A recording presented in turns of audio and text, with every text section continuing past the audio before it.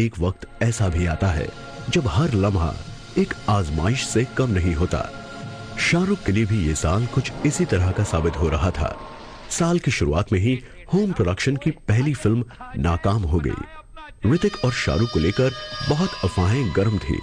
वहीं घुटने का मर्ज भी इतना बढ़ा कि ऑपरेशन करवाना पड़ा। शाहरुख उन दिनों काफी मायूस रहने लगे। तभी सुहाना औलाद के रूप में इन तकलीफों का मरहम बनकर आई। शाहरुख की मुराद पूरी हुई। सुहाना के साथ ने शाहरुख को न सिर्फ इन हालातों से उभारा, बल्कि उसके नन्हे नन्हे कदम शाहरुख के लिए गुड लक फैक्टर बनकर आए और शाहरुख को कभी खुशी कभी गम के जरिए एक बड़ी कामयाबी हासिल हुई। शायद यही वजह है कि शाहरुख के लिए उनकी फैमिली हमेशा से ही पहले मकाम पे रही है। गुजरे साल की नाकामयाबी शाहरुख को बहुत कुछ सिखा गई, लेकिन शाहरुख अपनी जिद के हमेशा पक्के रहे हैं। इसीलिए अब वो प्रोड्यूसर के रोल में भी कामयाबी तलाश रहे थे। मैं जब भी कोई काम शुरू करता हूं तो मुझे ऐसा लगता है कि उसका जो प्रोसेस है काम करने का वो इंटरेस्टिंग और एंजॉयबल होना चाहिए। कोई भी फिल्म या शो या एड या एंडोर्समेंट जो भी काम हो, ये मेरे हाथ में नहीं है कि लोगों को कितना पसंद आएगा, उससे कितने खुश होंगे। लेकिन अगर प्रोसेस एंजॉयबल होता है तो ऐसा लाजमी लगने लगता है कि जरूर वो चीज लोग भी एंजॉय करेंगे। I think definitely he's a very intelligent man. He knows the right things and he knows what would click.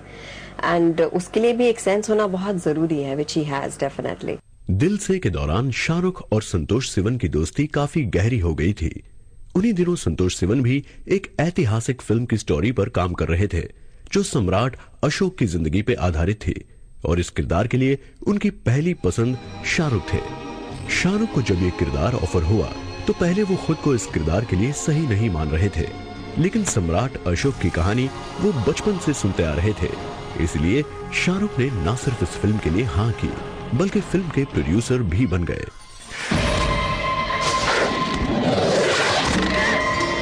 मुझे याद है एक सीन था मेरा जहाँ मैं आके उनको रोकती हूँ और कहती हूँ बाण मत चलाओ।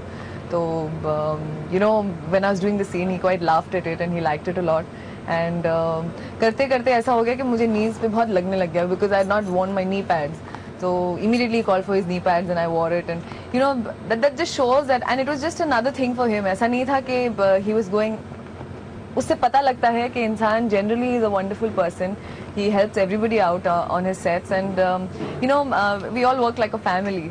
उन्हें प्रोडक्शन उस टाइम इसीलिए करना था कि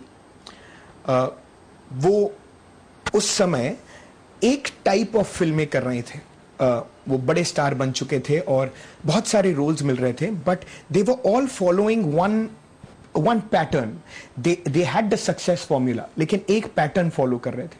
तो वो पैरामीटर को तोड़ने के लिए शाहरुख ने सोचा कोई डिफरेंट सिनेमा या कोई सिनेमा जिसपे मुझे यकीन है।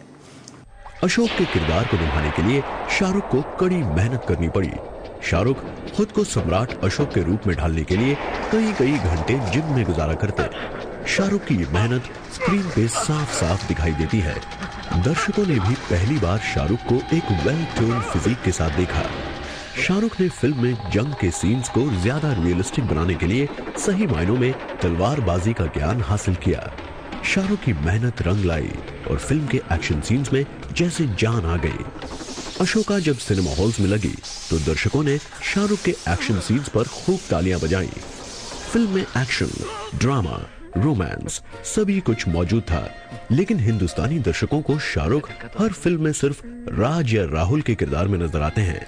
इसीलिए शाहरुख का ये नया रूप लोगों को ज्यादा प्रभावित नहीं कर पाया।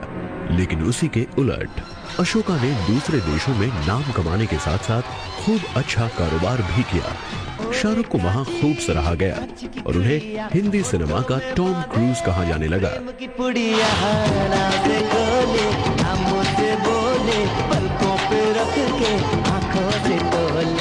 कभी खुशी कभी गम से जूझ रहे शाहरुख को मिला मन्नत, सिर्फ the rise and rise of Shahrukh Khan में।